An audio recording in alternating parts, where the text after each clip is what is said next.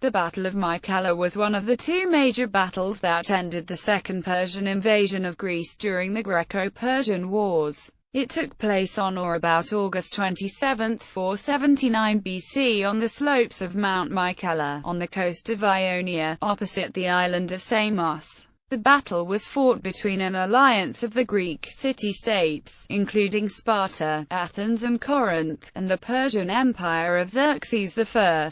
The previous year, the Persian invasion force, led by Xerxes himself, had scored victories at the battles of Thermopylae and Artemisium, and conquered Thessaly, Boeotia and Attica. However, at the ensuing Battle of Salamis, the allied Greek navies had won an unlikely victory, and therefore prevented the conquest of the Peloponnese. Xerxes then retreated, leaving his general Mardonius with a substantial army to finish off the Greeks the following year. In the summer of 479 BC, the Greeks assembled a huge army, and marched to confront Mardonius at the Battle of Plataea. At the same time, the allied fleet sailed to Samos, where the demoralized remnants of the Persian navy were based. The Persians, seeking to avoid a battle, beached their fleet below the slopes of Mycale, and, with the support of a Persian army group, built a palisaded camp. The Greek commander Leotychides decided to attack the Persians anyway, landing the fleet's complement of marines to do so. Although the Persian forces put up stout resistance, the heavily armored Greek hoplites again proved themselves superior in combat,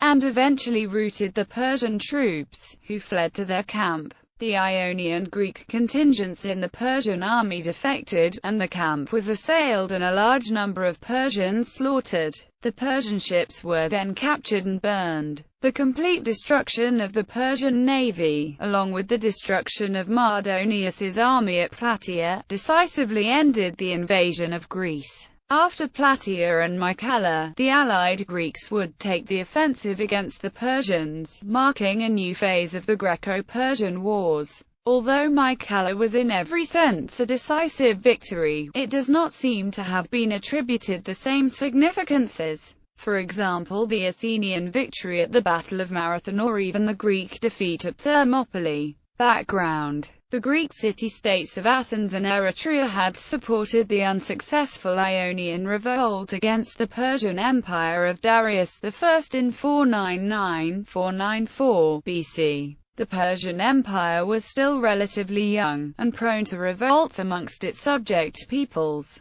Moreover, Darius was a usurper, and had spent considerable time extinguishing revolts against his rule. The Ionian revolt threatened the integrity of his empire, and Darius thus vowed to punish those involved. Darius also saw the opportunity to expand his empire into the fractious world of ancient Greece. A preliminary expedition under Mardonius, in 492 BC, to secure the land approaches to Greece ended with the reconquest of Thrace and forced Macedon to become a client kingdom of Persia. An amphibious task force was then sent out under Datis and Artaphernes in 490 BC, successfully sacking Naxos and Eretria, before moving to attack Athens. However, at the ensuing Battle of Marathon, the Athenians won a remarkable victory, which resulted in the withdrawal of the Persian army to Asia. Darius therefore began raising a huge new army with which he meant to completely subjugate Greece. However, he died before the invasion could begin.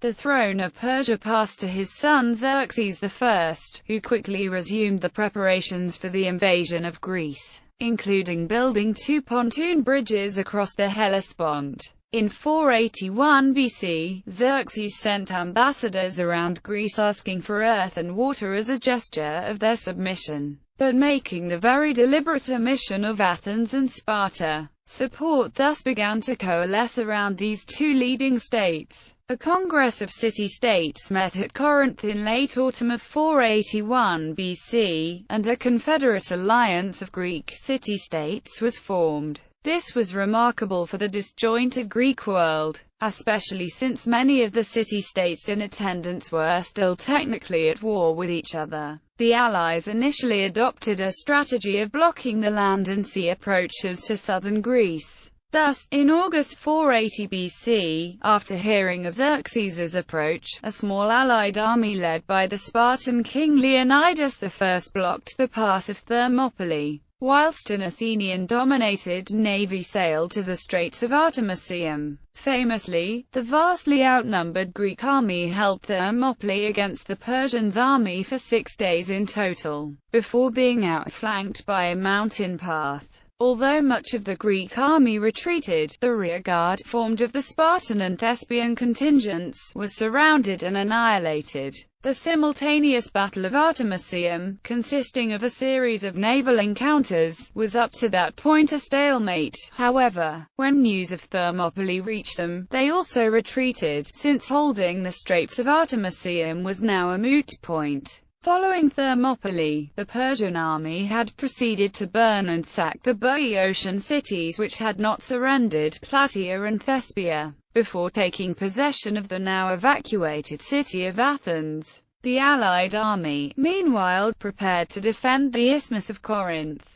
Xerxes wished for a final crushing defeat of the allies to finish the conquest of Greece in that campaigning season. Conversely, the allies sought a decisive victory over the Persian navy that would guarantee the security of the Peloponnese. The ensuing naval Battle of Salamis ended in a decisive victory for the allies, marking a turning point in the conflict. Following the defeat of his navy at the Salamis, Xerxes retreated to Asia with, according to Herodotus at least, the majority of the army. Herodotus suggests that this was because he feared the Greeks would sail to the Hellespont and destroy the pontoon bridges, thereby trapping his army in Europe. He thus left Mardonius with hand-picked troops to complete the conquest of Greece the following year. Mardonius evacuated Attica and wintered in Thessaly. The Athenians then reoccupied their destroyed city. Over the winter, there seems to have been some tension among the allies. In particular, the Athenians, who were not protected by the isthmus, but whose fleet were the key to the security of the Peloponnese, felt hard done by, and demanded an allied army march north the following year. When the allies failed to commit to this, the Athenian fleet refused to join the allied navy in spring. The navy, now under the command of the Spartan king Leotychides, thus skulked off Delos, whilst the remnants of the Persian fleet skulked off Samos, both sides unwilling to risk battle. Similarly, Mardonius remained in Thessaly, knowing an attack on the isthmus was pointless, whilst the allies refused to send an army outside the Peloponnese. Mardonius moved to break the stalemate by trying to win over the Athenians and the fleet through the mediation of Alexander I of Macedon, offering peace, self-government and territorial expansion. The Athenians made sure that a Spartan delegation was also on hand to hear the offer, and rejected it.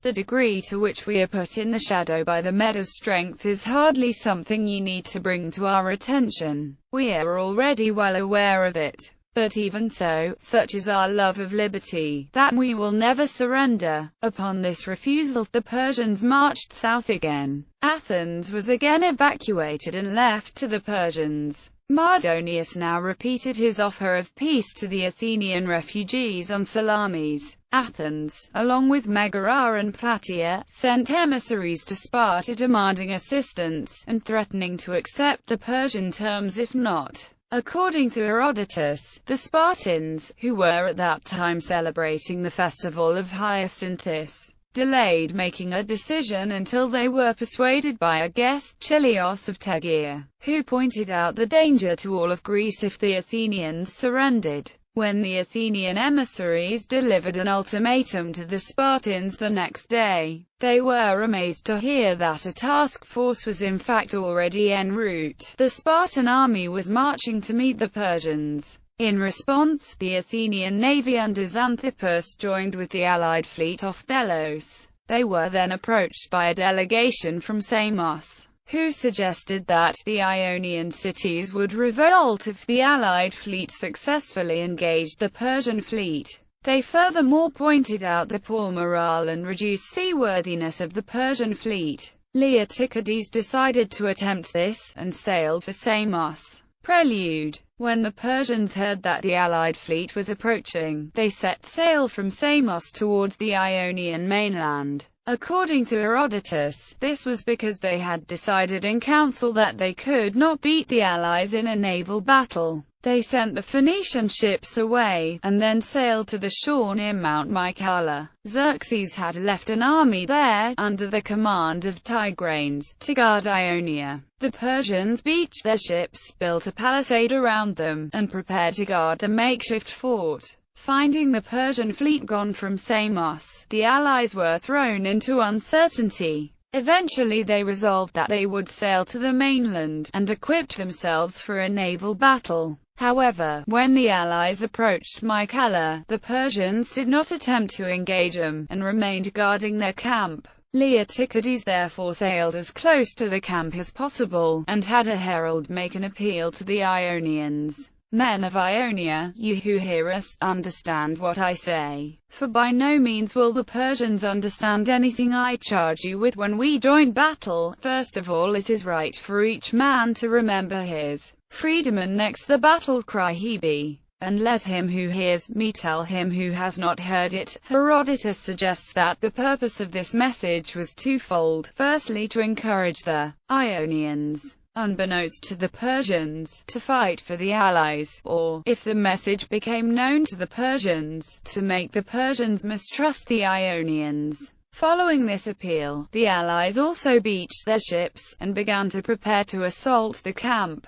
The Persians, guessing that their Samian contingent would support the Allies, took away their armor. Furthermore, they sent the Milesians to guard the passes over Mycale, suspecting that the Milesians might also defect. Thus rid of two potential internal threats, the Persians left their camp, and prepared for battle. It is probable that the relatively small number of marines that the Allies had disembarked for the battle made them overconfident, encouraging the Persians to leave the safety of their camp. Herodotus reports that as the Allies approached the Persian camp, rumor spread amongst them of an Allied victory at Plataea. Diodorus also claims that Leotychides informed the Allies of victory at Plataea before the battle began. Their morale boosted by this omen, they set forth to win their own victory. Various explanations have been attempted to explain this occurrence, and also the alleged facts that Plataea and Mycale took place on the same day. Green suggests that following the victory at Plataea, the Allied commander Pausanias took control of the Persian beacon system that Xerxes had used to communicate with Asia, and used it to send tidings of Plataea to the Allied fleet. This would explain the rumor of victory and near-simultaneous attack, but is only one possible theory. Opposing forces. The Persians. The number of Persian ships and men involved with the battle are, as so often in the Greco-Persian wars, somewhat problematic. It is clear that the Persian fleet did not dare conduct operations against the Greeks, and thus must have been approximately equal to, or smaller than the Greek fleet. Herodotus gives the size of the Persian fleet at 300 ships. The Greeks had 378 at Salamis, but must have suffered significant losses, and so they probably all also had around 300 in total. The Phoenician ships were dismissed from the Persian fleet before the battle, which reduced its strength further. Diodorus tells us that to guard the camp and the ships the Persians gathered 100,000 men in total, while Herodotus suggests that there were 60,000 men in the army under the command of Tigranes. Squaring these two accounts might suggest that there were 40,000 men with the fleet. Given that the Persian fleet appears to have been undermanned in the aftermath of Salamis, 200 to 300 ships would indeed give this number of naval personnel. However, this total of 100,000 is probably too high to accommodate 100,000 men and 200-plus ships. The Persian camp would have to have been enormous. Estimates made of Mardonius's huge camp at Plataea, which was planned and built with plenty of time, suggest it might have accommodated 70,000–120,000 men. It is improbable that such a large camp could have been built at Mycale in the time frame that Herodotus suggests. It is therefore possible that the 60,000 quoted by Herodotus is actually the total number of Persians present at Mycale. The Persians certainly outnumbered the allies, emerging from the palisade in confidence after seeing the smaller number of the allied troops. The Greeks' numbers of ships and men for the allies are also somewhat problematic. Herodotus claims that Leotychides had 110 triremes under his command. However, the previous year, the allies had fielded 271 triremes at the Battle of Artemisium, and then 378 at the Battle of Salamis. We are also told that the allies had command of the sea after Salamis, which implies that they could at least equal the Persian fleet. Diodorus, on the other hand, tells us the allies had 250 ships, which is more consistent with their force levels of the previous year. These two numbers can be reconciled by assuming that Leotychides had 110 triremes under his command before being joined by Xanthippus and the Athenian ships, after the allied army had marched out from the Peloponnesus. This is the approach taken by Holland, and gives a naval force which might well match the remnants of the Persian fleet. Although the Athenians had sent 8,000 hoplites to Plataea, they would still have had ample manpower to man a large fleet of triremes, especially since rowers tended to be of the lower classes who could not afford the equipment to fight as hoplites. The standard complement of a trireme was 200 men, including 14 marines. In the second Persian invasion of Greece, each Persian ship had carried 30 extra marines. And this was probably also true in the first invasion, when the whole invasion force was apparently carried in triremes. Furthermore, the Chian ships at the Battle of Lade also carried 40 marines each. This suggests that a trireme could probably carry a maximum of 40 to 45 soldiers. Triremes seem to have been easily destabilized by extra weight. Combining these numbers yields a range of 22,000–58,000 men for the Allies, with 3,300–11,250 more heavily armored Marines. Estimates of around 40,000 men are given in some sources, which is approximately the median of the possible range, and seems as likely a number as any. However, since only the Marines were expected to fight hand-to-hand, the rowers in the Allied fleet were probably not equipped to fight in a land battle. It is likely, therefore, that it was only the Marines who contested the battle. Strategic and tactical considerations. From a strategic point of view, battle was not necessary for either side. The main strategic theatre was mainland Greece itself. Although destroying the enemy navy would result in a clear strategic advantage for both sides, attempting this risked the loss of their own navy. The actions of the two sides thus reflect more upon their morale and confidence than on any strategic considerations. The Persians, seeing little to gain in battle, demoralized and riven with dissent, thus sought to avoid a naval battle. Conversely, the Allies, who had initially been as nervous of a battle as the Persians, sought to press home their morale advantage once they were informed of the state of the Persian fleet. Tactically, the Persian fleet should have held the advantage at sea, since the Athenian part of the Greek fleet was, despite their efforts at Artemisium and Salamis, still raw in seamanship. However, whether because of their low morale, or because they were in fact outnumbered, the Persians sought instead the tactical advantage of joining up with the army under Tigranes, and fortifying a position. However, when the Greeks chose to fight on land, the Persians then threw away the advantage of their fortifications by emerging to fight the Greeks in the open field. Furthermore, as Marathon and Thermopylae had shown, large numbers conferred little advantage against the more heavily armored hoplites. Thus, as the battle began, it was the Greeks who had the tactical upper hand. The Allies seem to have formed into two wings. On the right were the Athenians, Corinthians, Sicyonians and Troezenians, and on the left were the Spartans with other contingents. The right wing marched across level ground straight towards the Persian camp, whilst the left wing attempted to outflank the Persians by passing through more broken ground. The right wing thus began fighting with the Persians while the left wing was still approaching. Herodotus reports that the Persians fought well at first, but that the Athenians and the contingents with them wished to win the victory before the Spartans arrived, and thus attacked ever more zealously. Although the Persians stood their ground for a while, they eventually broke and fled to the palisade. The soldiers of the right wing followed them into the camp, at which point many of the Persian army fled from the camp, except the ethnic Persian troops, who grouped together and fought the allied soldiers who entered the camp.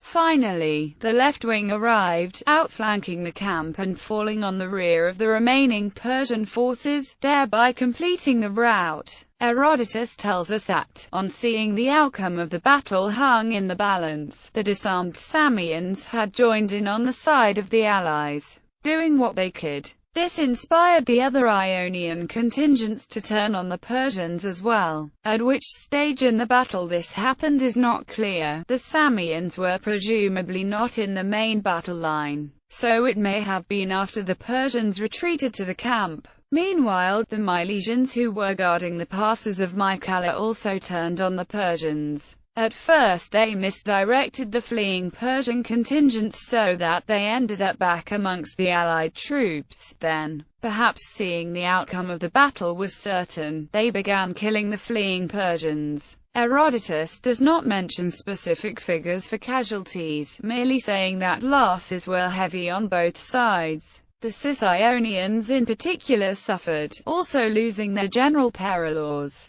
On the Persian side, the Admiral Mardontes and the General Tigranes were both killed, though Artaintus escaped. Herodotus says that a few Persian troops escaped the battle and made their way to Sardis. Diodorus claims that there were 40,000 Persian casualties, and also suggests that the survivors made their way to Sardis.